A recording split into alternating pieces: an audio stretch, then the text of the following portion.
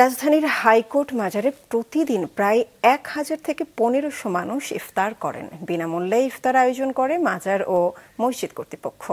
বিপ্লব হাসানের report. High court মাজার gate, যাত্রীহীন সারি সারি রিকশা ঢুকছে। ইফতারের সময় যত ঘনিয়ে আসছে তত মানুষের উপস্থিতি বাড়ছে।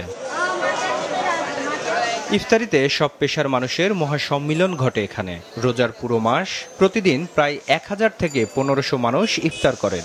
মুসলমান ভাই ভাই সবাই একত্রে রোজা রাখে ইফতারিটা করলে খুব আনন্দ লাগে, খুব ভালো লাগে। দূর দূরান্ত থেকে সবাই আসছে এখানে, ভালোই লাগতেছে। আমি আজ 40 বছর ধরে খাই, ইফতারি করতে আসছি, নামাজ পড়তে আসছি। ইফতারের উপকরণে থাকে মুড়ি, ছোলা, খেজুর, পেঁয়াজু, জিলাপি, চপ, খিচুড়ি, বিভিন্ন ফল ও শরবত। এসব পরিবেশনে নিয়োজিত থাকেন মাজার ও মসজিদের প্রায় 30 জন স্বেচ্ছাসেবক।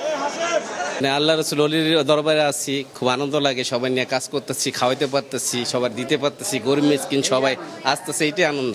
রোজাদারদের খেদমত করতে পারে নিজেরা গর্বিত মনে হইতেছে। দরবার থেকে পাক করে মানুষকে দেওয়া হয়, খাওয়ানো হয়। এখানে হাজার হাজার গরিব দুঃখী মানুষ খায়, আমরা এই খেদমত করি বাবার ভক্ত হিসাবে। ইফতারের আয়োজন করে মাজার ও মাজারের মসজিদ কর্তৃপক্ষ।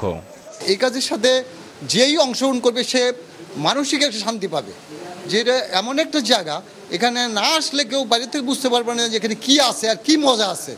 কারণ আমার বন্ধু বান্ধব আত্মীয় স্বজন সবাই বলে আমি এখানে করিটা কি, কেন করি? একটা সুপ্রিম কোর্টের উকিল আইসা এইখানে মাটির মধ্যে বসে থাকে, এই শান্তি আমি পৃথিবীর আর কোথাও পাই না। বছরের বাকি 11 মাস প্রতিদিন এখানে কয়েকশো মানুষ দুপুরের খাবার খান। বিপ্লব হাসান, মাছরাঙা সংবাদ, ঢাকা।